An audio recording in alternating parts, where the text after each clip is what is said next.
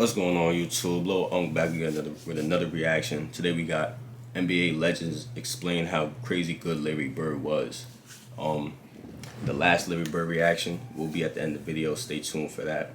We're on the road to 5,000 subscribers, my brothers and sisters. Make sure you hit that subscribe button, please and thank you. Well, you can stay to the end and see if you enjoy this reaction first. We're gonna do it like that. Yeah, I'm slowing the I'm slowing the intro down. Cause some of y'all think I can't speak correctly, so I gotta stop zooming through and all that. I gotta chill. I just be doing so many videos a day. I just get into a mode. I'm zooming through it like so. What do you want to call that? Muscle memory, if you will. I started zooming through it, all the videos, you know. But we're gonna take our time. Start doing a little more, slowing it down so y'all can understand me and I'm not looking crazy on the cam and all that. But without further introduction, let's get into it.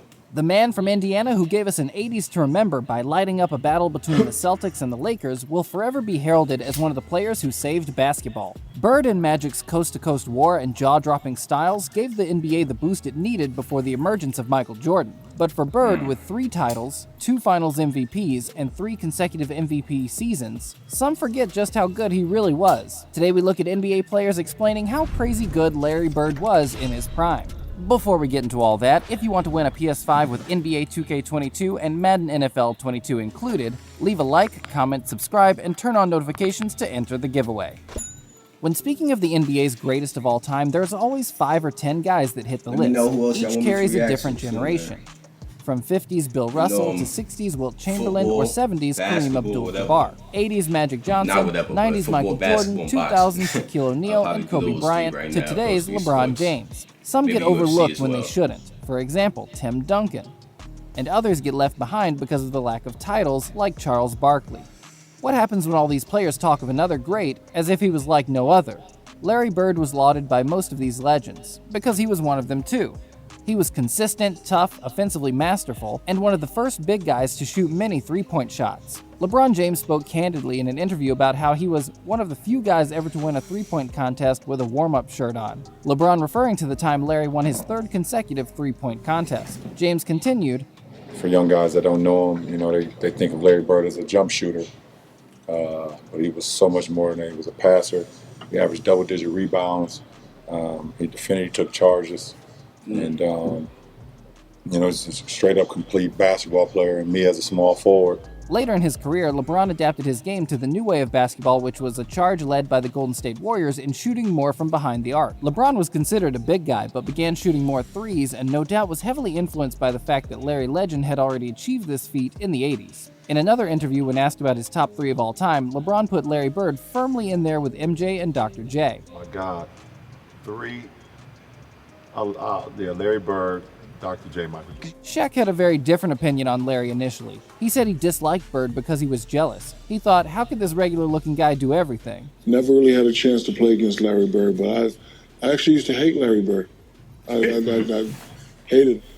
Shaq soon realized as he grew older and wiser that despite getting the luck of the Irish with the Celtics, Larry made his own luck when it came to shooting the ball. Shaq, at 7'1", of course, had a completely different style of game at the time. He was built to the max and used brute force to impose his will on the defense and rack up the points, blocks, and rebounds. Shaq was also faster than most give him credit for, particularly in the early part of his career. O'Neal the rebound, now the Magic with a final shot chance. O'Neal runs the floor, takes it all the way! Bird was notoriously slow, which was all the more testament to his skill set, but his basketball IQ was just on a different planet. He once sank a shot from behind the backboard, which O'Neal chalked down to a fluke following a bet with his friend. Sam Vincent to Bird, and it goes in! It doesn't count, but it goes in! I've seen everything! Shaq never really got the chance to play against Larry Bird, which is unfortunate, because I don't think it would have taken him so long to recognize greatness. On the other hand, 6-time NBA champion Kareem Abdul-Jabbar battled Bird on numerous occasions while playing with the Showtime Lakers.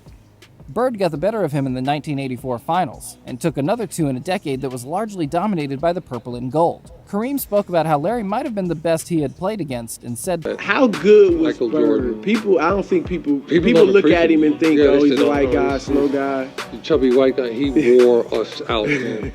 You know, because he just, this muscle here, the one between his ears. Yeah. That was his best, because he made the 3-pointers and he had assists and rebounded, steals. He was always at the right place at the right time on the court. One of the great players. I had the opportunity to play against.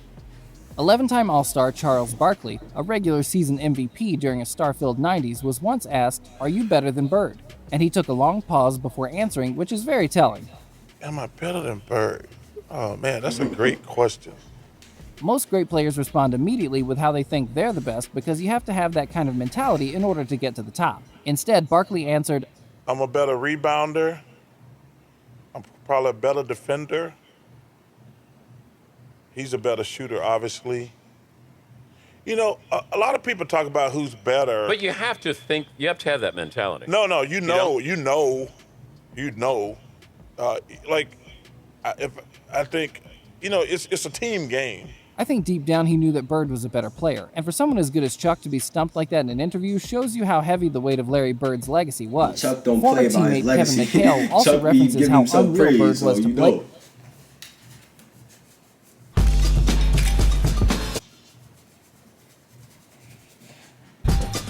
My son Charles be giving himself mad praise when it comes to his career and shit. At least I think that was him.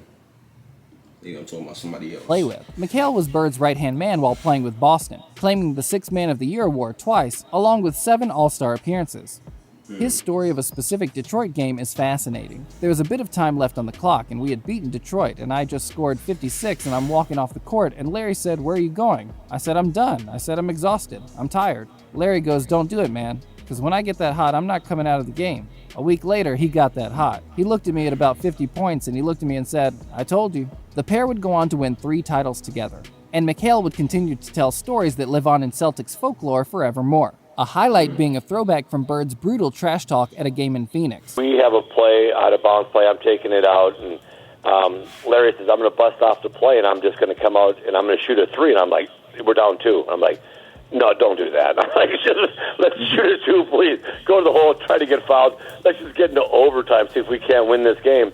And Larry says, "No, I'm just going to bust a 3 on him." And I'm like, "Oh my gosh." So he tells the Phoenix bench, he tells the coaches, "Yeah, I'm just fixing to bust a 3 on you guys and just go home. I'm tired of this." And he gets the ball, jumps out, busts the play, comes out, gets the ball at the slot, shoots the ball. As the ball's in the air, he kind of turns towards the Phoenix bench and yells, "Told you so." Larry's mental game was such that he could just open up any team and tear them apart. He would use psychological warfare on a regular basis. Players speak of his toughness not because of his size or physicality, but because of his mind. He would impose his will on the opposition and could force them off their game just as much as he could switch on his. A mastermind at trash talk tactics, Larry Bird will forever go down in history as one of the greatest trash talkers of all time. And in the 80s, that mattered. With players such as Bill Laimbeer, Hakeem Olajuwon, Magic Johnson, and the eventual emergence of Michael Jordan, Bird did what was necessary in order to gain that mental edge that took him over the top. James Worthy, the 1988 Finals MVP, simply stated that Larry was trash talking all the time, but the problem was he could back it up. Yeah, he could back it up. So when you're arrogant and you can back it up, you're not arrogant, you're just good. And Larry was good. Even Worthy's former teammate Magic Johnson spoke on the fact that he had a real dislike for Larry Bird as far back as their college playing days for the very reason that Larry would constantly get the better of him. Johnson claimed in a recent interview during a press build-up for the Broadway play about the pair that after he beat Larry in the NCAA championship game in 1979, the most-watched college basketball game ever, by the time he got to the Lakers, they were 0-8 to the Celtics. You had to hate the Celtics to beat them because when I got here, we were 0-4, I think 8, and then the first time against the Celtics and then in championship series, and then we lost that in '84. That made us 0-9, I believe. And later is quoted as saying, "When I played, Larry Bird was the only one I feared." Not bad when hearing it from a 5-time champion and one of the true great basketball players of all time. At the 2019 NBA Awards, Johnson received the NBA Lifetime Achievement Award, but it was shared with guess who? Larry Bird. Bird was simply the king of talking the talk, then actually going out and walking the walk. Listen, man, retirement is great for you because you never talked this long. Dominique Wilkins recounts one of the most famous games where Larry Bird promised Kevin McHale he was going to break McHale's record against Atlanta. Wilkins said, "He got so hot in that game that you talk about that patented step back. He was doing that step back, and he switched it to his left hand 3 separate times in that game. And hit a 3. He was scoring anywhere on the floor that he wanted. Is this when the bench was giving each other 5? The bench was giving each other 5. So did you get in a fight with them after the game? Forget Larry. Did you beat anybody on the bench? Because you giving 5, he's scoring on me. Every one of those guys got fined $3,000. Okay. Larry's legend lives on because of the greats that want to tell them. The reason there's a list of top 10 players who consistently call Bird their toughest opponent or one of their all-time greats is because Larry himself is in that list. Larry is a top 10 baller of all time. His style doesn't matter when his skill sinks the opposition. Because above all, the opposition will remember. They'll remember the steals, the shots, the clutch plays, and the trash talk. They'll remember the Bird from the early 80s, not from the early 90s. The Larry who stepped out on the court in his warm-up jacket and made Michael Jordan recoil in envy. MJ announced, "He ain't took off his top yet. I didn't see when he took off his top." Well, when Bird did, it was all business. He may as well have taken a mop and bucket to the floor because he was about to clean up. He was an impetuous and never-relenting opponent that took the life from anyone who stepped onto his battlefield. The consensus is a resounding stamp of legendary status for the man who will forever go down in the history books as one of the greatest ever players, and arguably the greatest ever Celtic to grace the court. What did you think of Larry Bird in his prime? And that's the end of this one, y'all. If you enjoyed this Larry Bird reaction, man, make sure you click on the last Larry Bird reaction on your screen right now, man. We're on the road to 5,000 subscribers, man. Make sure you like the video, comment, subscribe. Tell me which one we react to next. Turn on post notifications. Follow me on Instagram at LilUncOfficial, link in the description. And I'm out here. Word.